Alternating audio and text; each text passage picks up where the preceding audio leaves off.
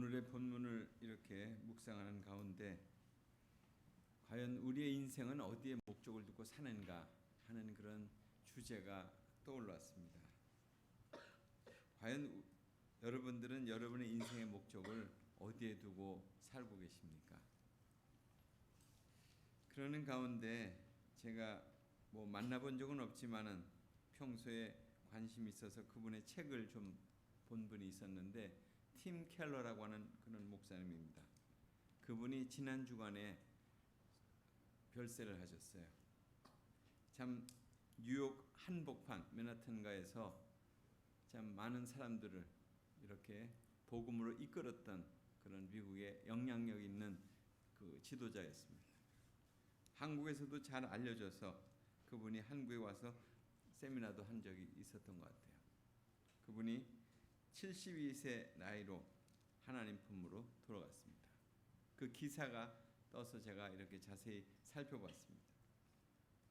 그분은 췌장암으로 인해서 치료를 받던 중에 이제 합병증이 돼가지고 결국 많은 이들의 기도를 받으셨지만은 결국 그분은 이제 병원에서 더 이상 치료할 것이 없어서 돌아가시기 하루 전날 5월 18일 날 호스피스의 돌봄을 받기 위해서 퇴원한다고 하는 그런 짤막한 알림이 있었습니다.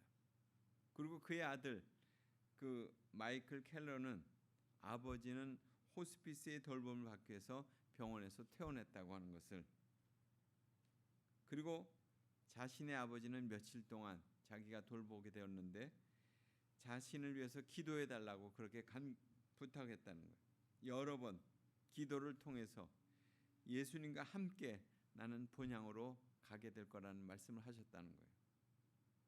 이제 더 이상 이제 회복될 수 없다는 것을 알기 때문에 가족들이 매우 슬퍼했고, 그리고 많은 시간들을 함께하고 싶었지만 그럴 여유가 없었다는 거죠. 그리고 그 아들을 통해서 그 팀 켈러 목사의 마지막 유언이 소개되었는데 그 유언의 내용은 이것입니다. 이제 예수님을 만날 준비가 되었습니다. 더 이상 기다릴 수 없습니다. 저를 본향으로 보내주소서, 이런 유언을 하시고 그리고는 돌아가셨다는 거죠. 참 우리 인생이 하나님께 영광이 되는 삶을 어떻게 이룰 것인가, 살아있는 동안 그 마지막 순간까지 어떻게 우리의 삶을 그렇게 참으로 나아갈 수 있을 것인가 하는 것들을 곰곰이 생각하면서 오늘의 본문을 이렇게 읽어봤습니다. 본문에 보면 유대교 지도자들이 지금 두 사도를 체포했습니다. 그리고 최고의 의사결정 기구인 산헤드린 공의회라고 하는 곳에서 지금 신문하고 재판하는 과정에 있는 거죠. 그러니까 두 사도에게 너희는 무슨 권세와 권위로 이 안진뱅이를 걷게 하고 예수의 부활을 가르쳤느냐고 그렇게 추궁하고 있습니다. 그럴 때 베드로는 아주 단호하게 응답합니다.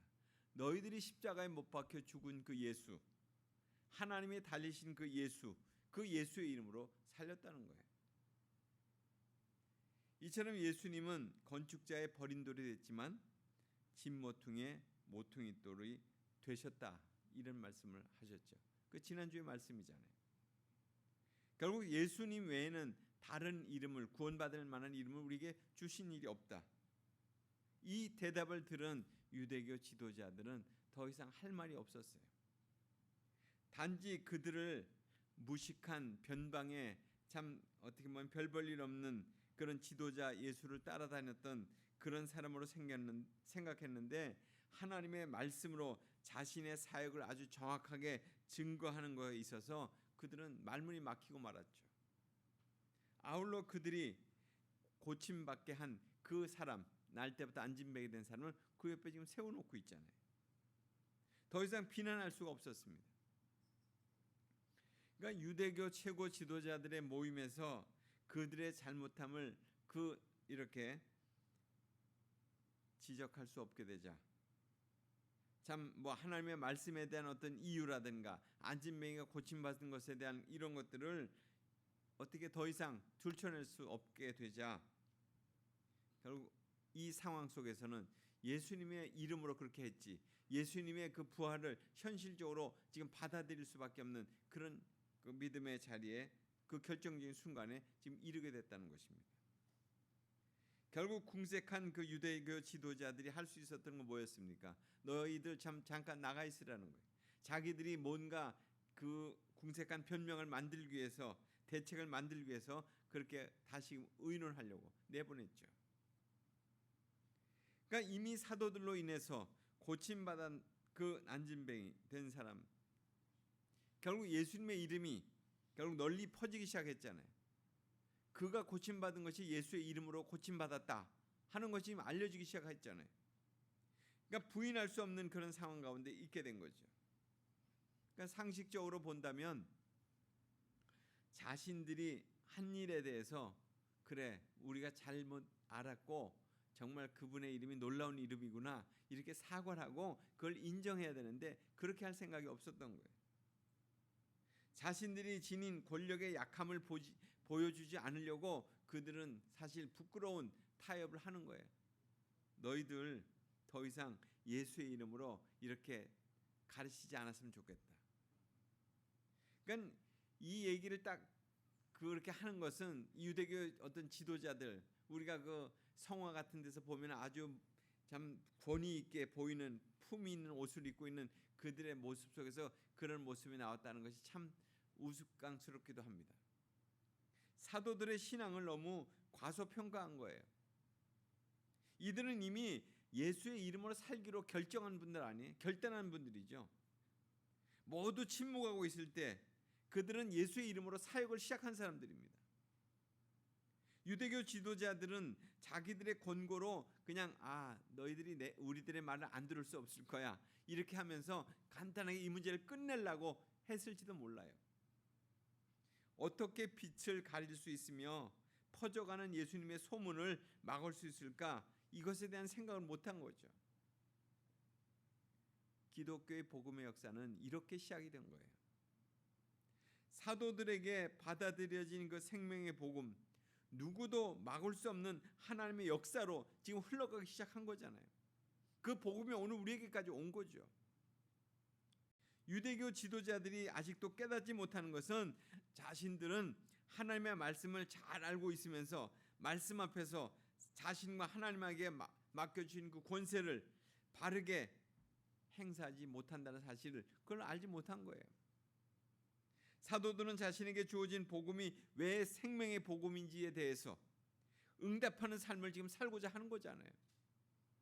그래서 오직 예수 그리스도 그 이름만을 선포하는 것이고 예수 그리스도만이 자신의 삶의 전부라고 지금 고백하는 거죠. 그러나 유대교의 지도자들은 하나님의 말씀이 자신의 삶에 무엇을 의미하는지를 적용하지 않았어요. 그러니까 말씀은 말씀이고 자신의 삶은 자신의 삶이라는 거예요.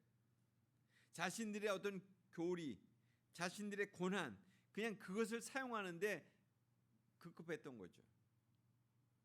사도들이 예수 그리스도 이름으로 선포할 때마다 자신들의 입지가 좁아진다는 것을 아마 느꼈을 거예요. 왜냐하면 위협을 받고 있으니까. 이미 끝난 이름으로 알고 있었는데 그 이름으로 행세할 때마다 사람들의 마음속에 도전과 따름이 있다고 하는 것에 대해서 두려워지기 시작했어요. 그러니까 그 이름을 전파할 때마다 그것에 대해서 이렇게 지금 오고 있잖아요. 이 상황을, 이 장면을 우리가 이렇게 다시금 연상해 본다면 지금 영적인 대결 상태잖아요. 대치 상태에 있는 거예요. 한쪽은 정말 오직 예수 그리스도 그 이름을 의지해서 그냥 계속 밀고 가고 있고, 한쪽은 자기들의 어떤 그런 세상적인 권세와 종교적인 지도력의 어떤 권위를 가지고 그것을 물리치려고 하고 있고, 그 대결 현장에 있는 거예요. 우린 지금 그것을 지켜보는 참관인들 같습니다. 그럴 때 우리는 정말 예수 그리스도 이름만 알고 있는 종교인이 아닌지를 한번 살펴봐야 돼요. 내가 그 자리에 있을 때 난 예수 그리스도 이름만 알고 있는 그런 사람이 아닌가. 자신의 어떤 필요와 안심의 이름으로서 내가 이 이름, 그러니까 예수의 이름이 있으면 내게 안심이 되고 내 마음이 보존될 것 같다, 이런 생각으로만 하고 있는 것 아니냐는 거예요. 유대 종교 지도자들은 하나님의 말씀을 이용해서 자신들의 이득을 위해서 그렇게 살아왔기 때문에 지금 그들은 심각한 도전 앞에 서 있는 거 아닙니까? 그들이 말씀대로 살고 말씀의 능력을 의지했다면 그렇게 지금 벌벌 떨 이유가 없죠. 전전긍긍할 이유가 없는 거예요. 세상적으로는 막강한 권세를 가진 사람들이에요. 그들 앞에 선 그 두 사도 보잘것없는 시골뛰기들입니다. 그러나 분명한 믿음의 선을 지녔다고 보는 이유는 그들은 지금 하나님의 말씀 앞에 자기 자신을 객관화시킬 수 있는 그런 믿음을 지니고 있는 거예요. 유대교 지도자들의 협박은 이렇습니다. 예수의 이름으로 말하지도 말고 가르치지도 말라. 그러나 두 사도는 그렇게 얘기하잖아요. 너의 말을 듣는 것이 하나님의 말씀을 듣는 것보다 옳은가 한번 판단해보라. 참 상황에 따라가는 믿음이 아니라 영원 불변한 하나님의 말씀을 따라 사는 사람들이다. 자기 자신들은 그런 자부심을 가지고 그렇게 지금 내놓는 거죠. 당장의 불이익과 손해가 난다 할지라도 우리는 절대로 후퇴하지 않겠다는 거예요. 유대주의자들이 종교인이라고 한다면 이 사도들은 정말 진정한 신앙인들이에요. 그 기준은 하나님의 말씀을 객관적인 그런 것으로 자기가 적용하고 있느냐 이거죠. 그리스도인치고 하나님의 말씀을 중요치 않게 여기는 사람은 없을 거예요.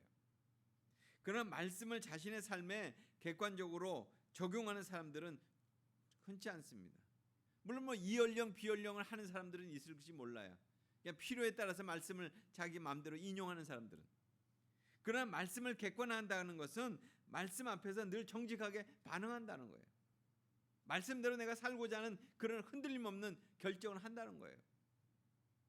말씀이 거울인 것처럼 말씀으로 자기의 삶을 비춘다는 거예요. 자신이 있는 그 모습을 적나라하게 비추게 될 때 정말 겸손하게 자신이 누구에게 의지해야 되는지 그것을 깨닫는 거잖아요. 그리고 어떤 상황 가운데서도 하나님을 의지하는 마음이 생겨나는 거죠. 사도들과 유대 종교 지도자들 사이에 그 분기점이 되고 있는 것이 무엇입니까? 예수 그리스도 그 이름이에요. 우리의 삶에도 중요한 포인트가 되는 것 같습니다. 그분의 이름을 따라 살 것이냐 아니면 그분의 이름을 아는 것으로 그냥 사는 것이냐 이거예요. 산다고 하는 것은 하루가 24시간이고 그냥 가만히 있어도 그냥 지나가는 거죠. 살고 죽는 거 별로 어려울 것이 없습니다. 그냥 하루하루가 쌓여서 365일이 되는 거잖아요. 늙어가는 것도 우리가 아무 노력하지 않아도 그냥 늙어가고 있는 거죠. 그러나 바르게 살고 바르게 죽는다고 하는 것은 그것은 쉬운 게 아니에요. 그건 어렵습니다. 바르게 사는 것 그것은 나의 기준이 되는 것이 아니잖아요. 하나님이 창조한 피조물이기 때문에 그분의 기준에 맞게 살아가야 되는 거죠. 그게 바르게 사는 거죠. 그분의 말씀을 따라 살아가야 되는 거죠. 하나님의 말씀 앞에 자신의 삶을 객관화시키지 않고는 그렇게 살 수 없다는 거예요. 우리의 늙음도 죽음도 마찬가지입니다. 어떤 사람은 아무런 의미 없이 죽음을 맞이하게 되지만은 어떤 사람은 그 죽음 자체가 위대한 메시지를 남기는 거예요. 아주 오래전에 이 사도들도 죽었고요. 또 유대교 지도자들도 죽었습니다. 그러나 사도들의 삶이 그들의 외침이 메시지가 되는 것은 그들의 삶이 하나님의 말씀 앞에 행한 분명한 고백이 있기 때문에 그것이 메시지가 되는 거잖아요. 오늘 우리에게까지 울림이 오는 것이 그거 아니에요? 그들이 당당하게 말씀 앞에 섰고 말씀대로 행했기 때문에 그들의 삶 전체가 오늘 우리에게 지금 마음속에 도전이 되는 거 아니겠어요? 그들이 유대교 지도자들의 겁박에 못 이겨서 침묵했다면 복음의 역사는 이처럼 생생하게 우리에게 전해지지 못했을 겁니다. 복음적인 삶이라는 것은 하나님의 말씀으로 사는 거예요. 그것은 상황에 맞춰 사는 삶이 아니라 불어오는 바람을 마주하면서도 굴하지 않는 삶을 사는 것, 바르게 사는 거예요. 말씀대로 사는 거죠. 사도들이 예수님의 이름으로 굴복하지 않았기에 새로운 역사가 시작될 수 있었습니다. 예수님의 이름으로 산다고 하는 것이 무엇인지 우리는 분명히 알 수 있잖아요. 그래서 유대교 지도자들 앞에 사도들만 또한 선 것은 아니었죠. 얼마 전까지만 해도 안진뱅이로 성전 앞에서 구걸했던 그 사람, 그 고침받은 그 사람도 지금 같이 서 있는 거예요. 그의 나이가 40여 세나 되었다고 했습니다. 사실 그의 상황을 본다면 이제 고침받았잖아요. 이제 더 이상 뭐 구걸하지 않아도 되죠. 그러면 그는 그 자리에서 떠날 수도 있어요. 왜냐하면 유대 지도자들의 어떤 그런 공격을 받지 않을 수도 있으니까. 쉽고 편한 삶을 살 수도 있었어요. 그런데 지금 그 사도들 옆에 같이 서 있는 거예요. 하루를 살아도 이분을 생각한다면 정말 주님 앞에서 난 당당하게 살겠다는 거예요. 주님이 나를 이렇게 고쳐주셨는데, 주님이 나를 이렇게 살게 하셨는데 난 그렇게 살겠다는 거예요. 사도들보다 어떤 면에서 본다면 더 용기 있는 사람처럼 그렇게 보여집니다. 예수님의 이름 몰랐어요, 처음에는. 그러나 예수님의 이름으로 그가 그렇게 됐다는 것에 대해서, 그런 자신에게 결국 예수님의 이름이 무슨 이름이었습니까? 생명의 이름이 된 거 아니에요. 그래서 일어섰죠. 그리고 생명의 이름이 결국 자기를 살게 했다는 것에 대해서, 그래서 예수님의 이름을 지금 붙잡은 거잖아요. 자신에게 용기를 주었던 그 이름 놓치고 싶지 않았습니다. 그 이름으로 살기 원했기 때문에 지금 사도들과 함께 산헤드린 법정에 서 있는 거예요. 우리에게 필요한 것은 주님 안에서 용기를 내는 것입니다. 주님 안에서 용기를 내려고 한다면 예수님만을 전적으로 의지하는 그런 믿음이 있어야 돼요. 사람들은 베드로와 요한 별 볼 일 없는 사람이라고 그렇게 알고 있었어요. 또 전에 예수님과 함께 다니던 사람이라고 그런 정도로만 알고 있었어요. 이 정도 모습으로 한다면 뭐 우리의 모습이나 별바 다를 바가 없겠죠. 또 우리 또한 잘난 모습이 있는 사람들이 아니잖아요. 우리가 보고 사람들이 우리를 보고 사람들이 대단하지 않을 거다. 저 사람들 그냥 주일날 되면 그냥 성경 제끼고 교회 가는, 그냥 교회 다니는 사람들이네, 이런 정도로만 생각했을 거예요. 그렇다면 이 정도 모습을 보고 이 정도의 믿음을 가진, 그런 모습을 가진 베드로와 요한이 오늘 이렇게 용기를 낸 것입니까? 아니죠. 그들에겐 다른 무엇이 있었잖아요. 예수님 아니면 안 된다고 하는 최고의 선택이 있었잖아요. 그들이 갈릴리로부터 따라다녔던 그 예수님, 그분이 보여주신 사랑의 기적들과 함께 예수님의 죽음과 부활을 목격하고, 그리고 그분의 말씀을 따라 살겠다고 마가의 다락방에서 기도했던 그 순간들, 그리고 그곳에서 경험한 성령 충만한 경험들로 인해서 그들은 달라진 인생을 살기 시작한 거잖아요. 이제는 그들은 예수님을 위한 생애로 살기로 그렇게 결단한 사람들입니다. 오늘 그런 면에서 베드로와 요한은 주저함이 없는 거예요. 겉으로는 우리와 다 비슷하고 또 뭐 신앙의 이력으로 따진다면 별 차이가 없을 것 같지만 그들에게 있어서는 성령 체험이라고 하는 그런 놀라운 역사가 그들에게 있었던 거죠. 그들의 행진은 예수 그리스도로 인한 성령의 행진이잖아요. 사도행전은 내내 그런 성령의 역사예요. 성령께서 이끄시는 대로 가는, 전진해가는 그런 기록들이 사도행전이에요. 그러니까 사도행전은 역사서라고도 얘기할 수 있습니다. 다락방에서 기도로 받은 성령의 역사가 그들을 이끄는 원동력이 됐잖아요. 계속해서. 오늘의 출발점도 무엇입니까? 그들이 기도하러 오후 3시에 성전에 올라가다 일어난 사건이죠. 성령이 충만한 가운데 예수 그리스도 이름으로 선포했을 때 날때부터 안진뱅이 된 자가 일어섰잖아요. 그 사건으로 인해서 예수님의 이름을 알려지는 것을 막기 위해서 베드로와 요한에게 말 못하도록 그렇게 경고했지만 그게 막을 수 있는 일입니까? 막을 수 없는 일이죠. 오늘의 본문에 대해서 메시지 성경은 이렇게 말씀하고 있어요. 하나님의 말씀보다 여러분의 말을 듣는 것이 하나님 보시기에 옳은가 여러분이 판단하십시오. 우리의 입장은 분명합니다. 우리는 보고 들은 것을 말하지 않을 수 없습니다. 성경에서 통쾌하게 참으로 읽어지는 그런 부분이 있는데 바로 이 부분이에요. 몇 군데가 있어요. 저는 이 부분을 읽을 때마다 정말 마음에 어떤 신이 나요. 야, 정말 예수의 이름이 이런 놀라운 이름이고 이 이름을 의지할 때 이런 역사가 일어나는 거구나. 아주 믿음의 선면성이 드러나는 것이죠. 믿는다면 이처럼 확신하면서 믿어야 되는 거예요. 고백하는 사람이 말씀 앞에서 정직하게 서 있을 때 이 같은 고백을 할 수 있잖아요. 최소한 자신의 삶에 대해서 정직하다면 투명한 삶을 살 수 있어요. 자기 자신을 감추고 믿음 생활을 한다면 믿음의 변화와 성장이 있을 수 있겠습니까? 우리 모두는 다 믿음으로 새로워지기를 원합니다. 이전의 삶이 구질구질한 적이 있다고 할지라도 지금부터는 좀 달라지기를 원합니다. 세상을 붙잡고 세상 속에서 무엇인가를 참으로 이렇게 얻어보려고 했다면 이제 자신의 삶에서 하나님의 은혜를 깨닫고 새로운 인생으로 살게 되기를 원합니다. 그러기 위해서 우리가 할 일은 간단하게 두 가지가 있습니다. 첫 번째, 이미 알고 있는 예수 그리스도 그분을 확실히 붙잡는 거예요. 매 순간마다 예수님의 이름으로 그렇게 결정하는 거예요. 내가 이렇게 하든 저렇게 하든 주님의 이름을 행하는 거예요.